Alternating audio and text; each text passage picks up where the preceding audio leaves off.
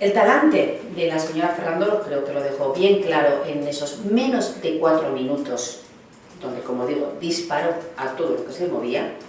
Está bien claro que no quiere debatir nada, que no quiere consensuar nada y que desde luego no quiere perder ni un minuto en trámites parlamentarios.